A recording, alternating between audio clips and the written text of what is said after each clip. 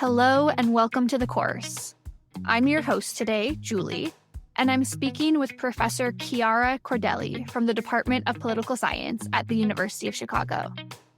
Professor Cordelli researches social and political philosophy with a particular focus on theories of distributive justice, political legitimacy, normative defenses of the state, and the public-private distinction in liberal theory. She is the author of The Privatized State, which was awarded the 2021 European Consortium Political Research Political Theory Prize for the best first book in political theory.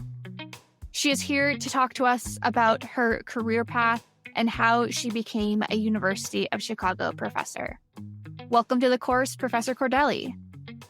Thank you, Julie. I'm very excited to be here. To start us off, can you give us a general overview of your career from your college years to becoming a professor at the University of Chicago? Tell me a little bit about how you got to where you are today. Yeah, so I was an undergraduate at University La Sapienza in Rome. So I'm Italian, so I grew up in Italy, very close to Rome, and then I went to college there.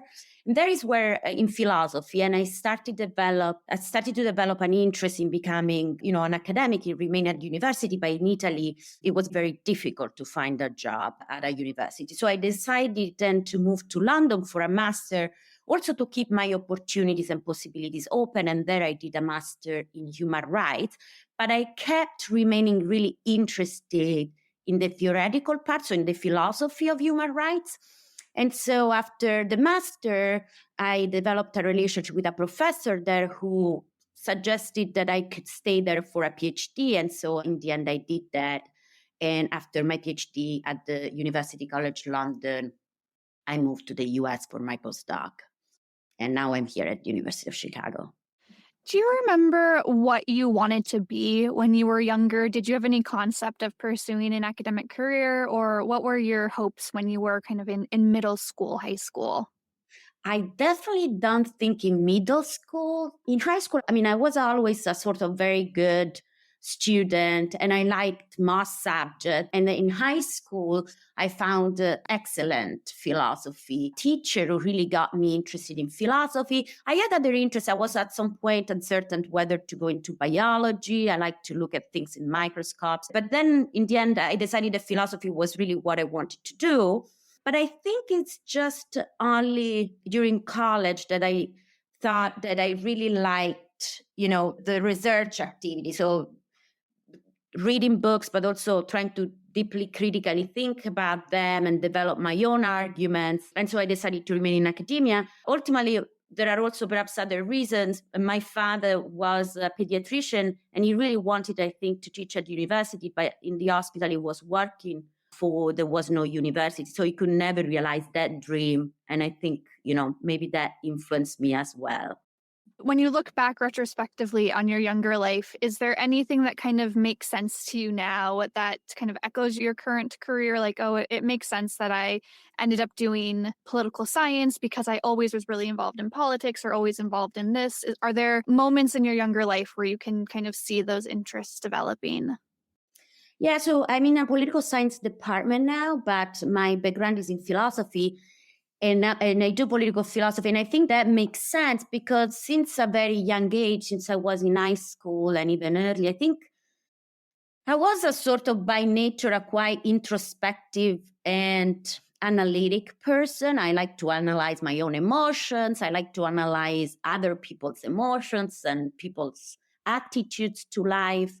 So that kind of analytical approach, I think, is central to philosophy, and probably it makes sense that I ended up there. And as I said, I also liked the method part of studying. I was a good student. I would start studying at 2 p.m. in the afternoon. I studied for long hours in the afternoon. So studying was, on the one hand, heavy and burdensome, but also something that I was, naturally sort of inclined to do. So I think that makes sense that I ended up where I did. Sure. Were there any important mentors or teachers you had earlier throughout your career who really influenced you? Who were some of the important people that shaped your career? So I mentioned my philosophy teacher in high school. I think she was probably one of the most important people.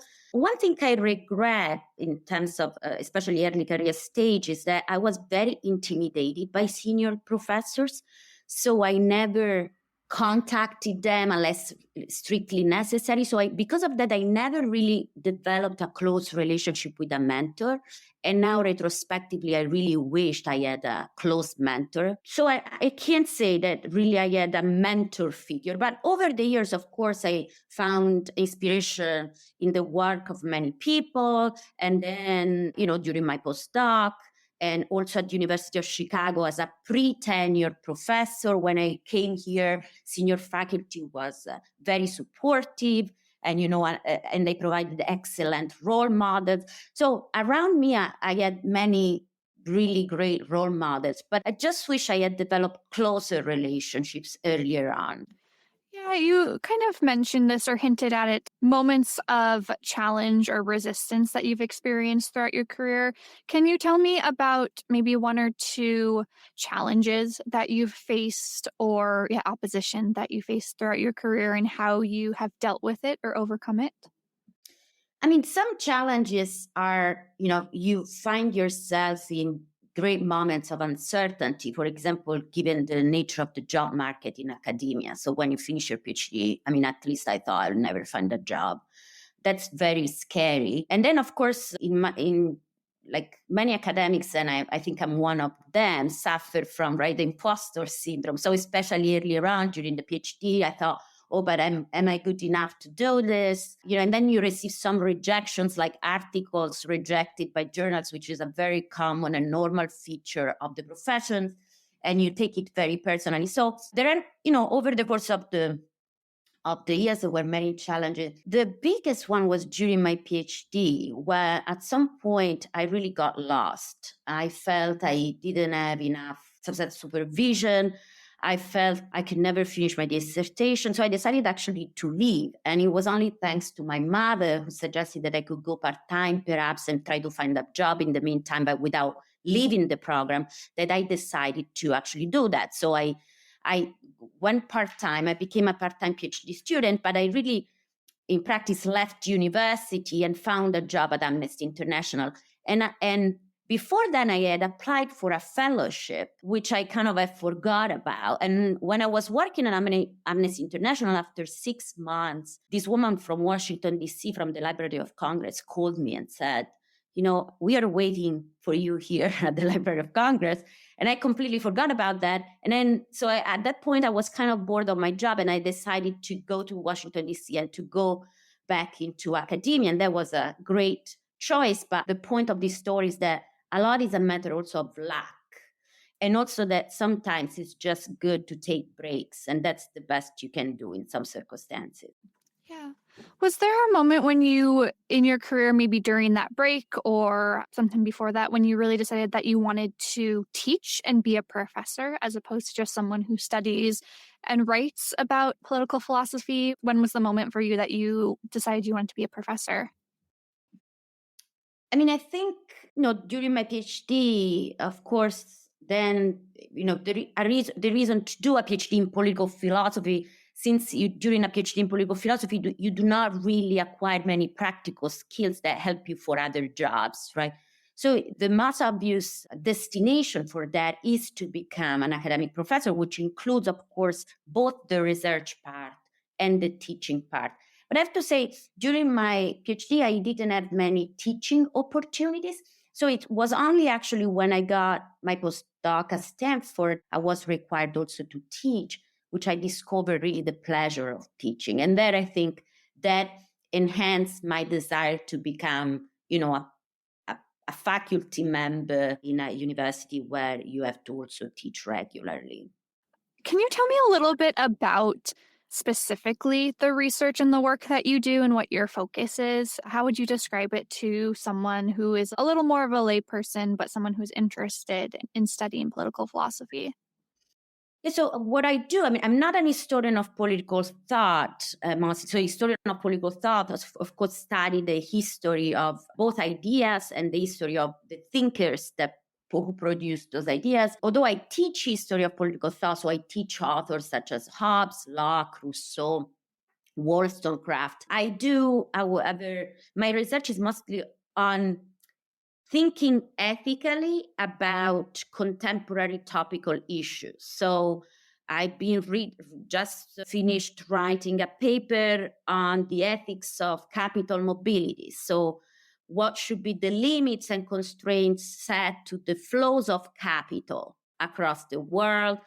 And I'm writing a paper on expropriation and property rights. When is permissible to expropriate rightfully held private property, right? We have things in the American Constitution, such as eminent domain, when the state has to construct, a highway, they seem to be permitted to expropriate private property. So why and what is the strength and the grounding for those arguments?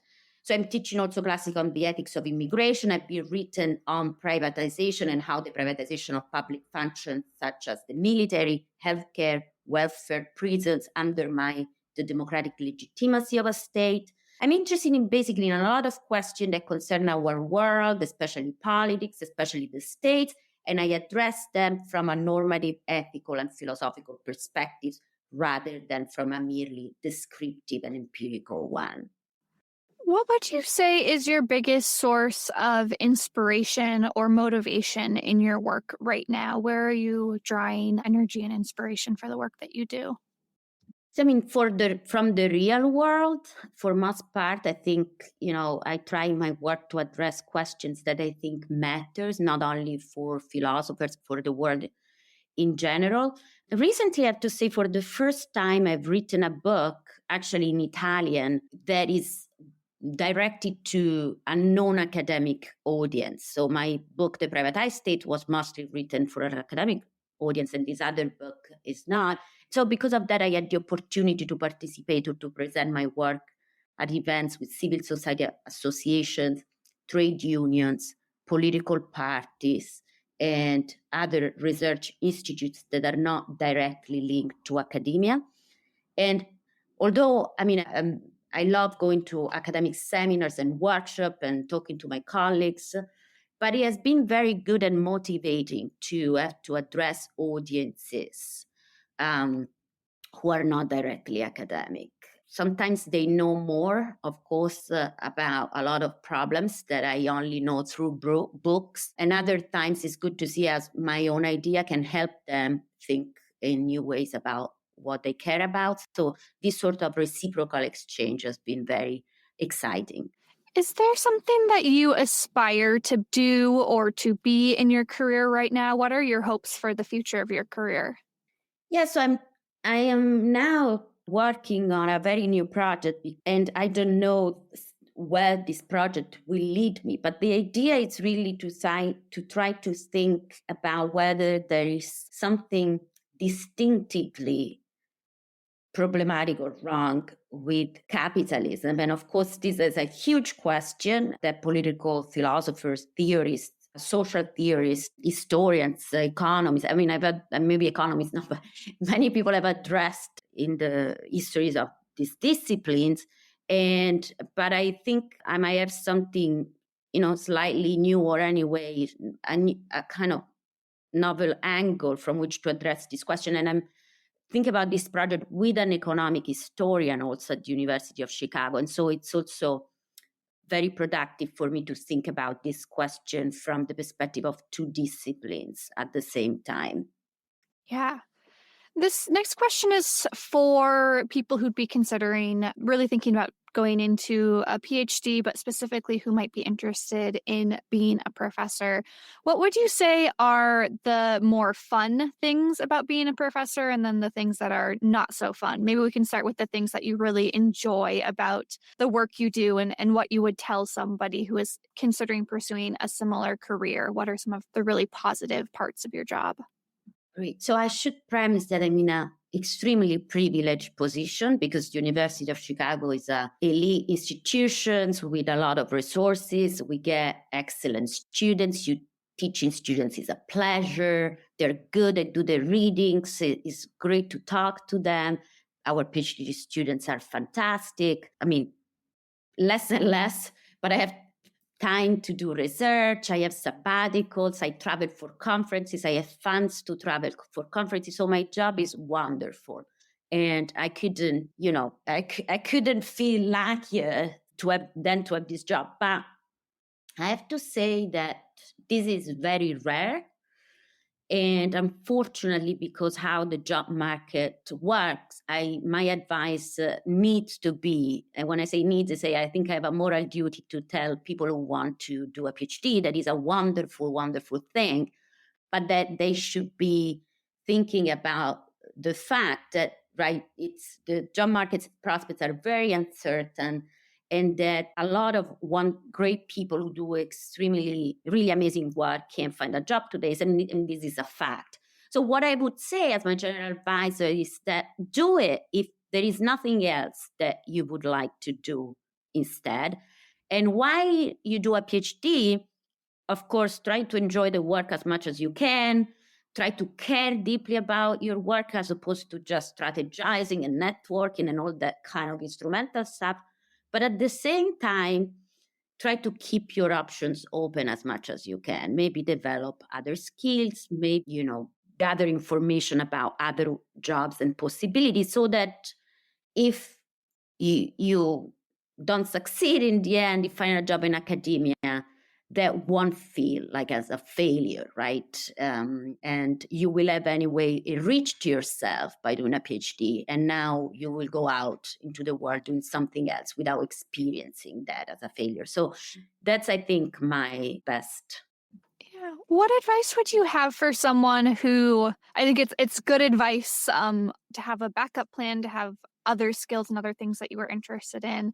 But in terms of someone who is really, really, really interested in going into an academic field and pursuing this, what advice would you give to someone so that they can set themselves up for the most success possible in your field?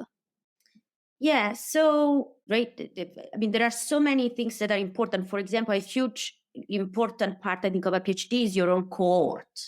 Like, you have to feel supported, you have to have people you exchange ideas with. So always go to seminar, go to workshop, but also forms informal reading groups with members of your cohort so that you will always have peers, you can exchange ideas.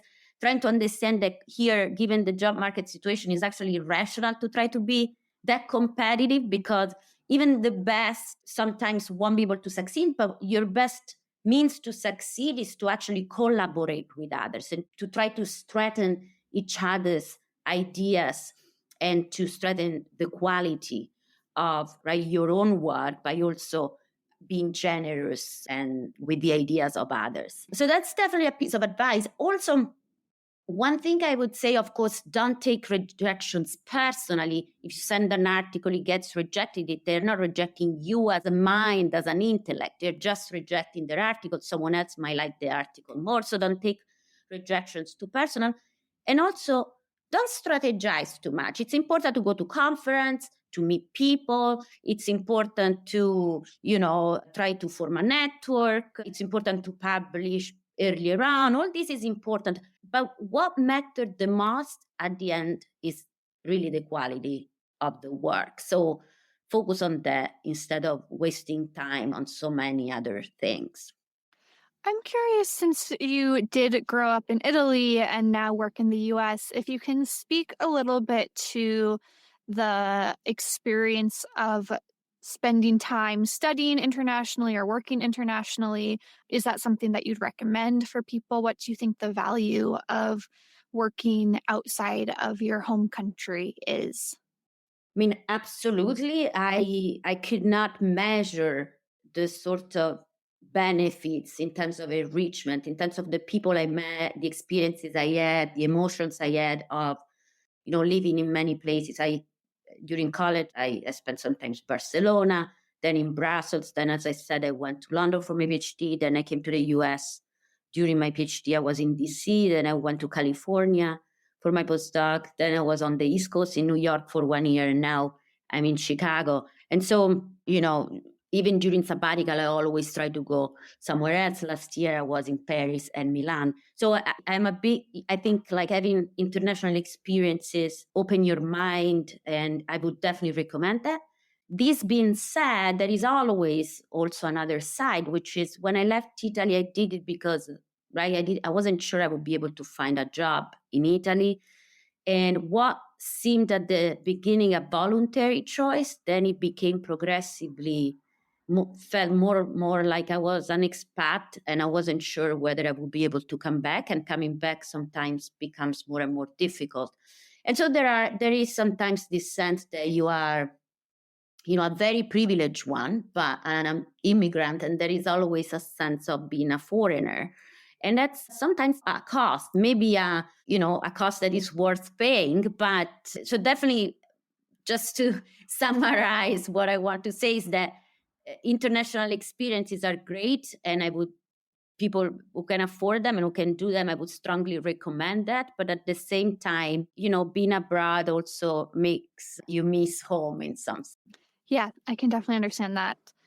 I'm curious if there's something that you feel really proud of in your career. Hopefully there are many things, but what's something that recently has made you feel a great sense of pride or accomplishment in your career? I mean, one thing, it's hard. I have to confess that I don't like to feel great pride. So I rarely experience that feeling.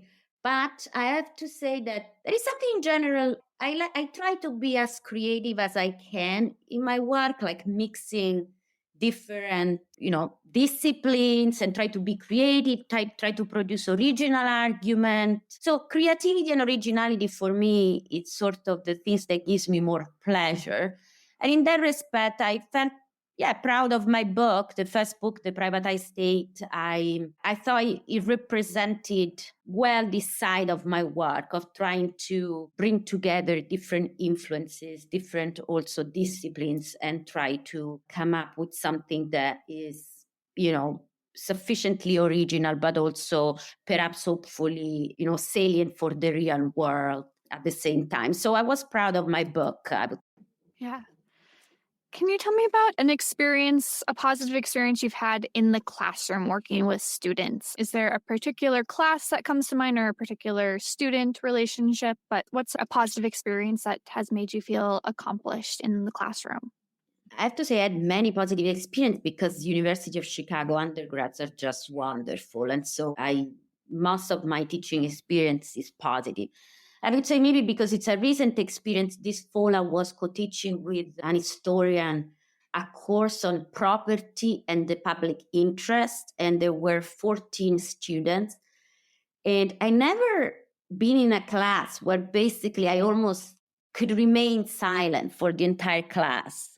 And the students, with just some inputs, with just some question here and there, they would just talk and say great things. And the class looked like a workshop where everyone was there to understand what the main problems with the readings were. And they were trying to come up with a better interpretation, a better view. It really felt like that feeling about it's not a class where I teach an authoritarian structure, but we are here all together doing this joint intellectual activity of understanding this text together. And that's probably the best feeling that I have when I teach.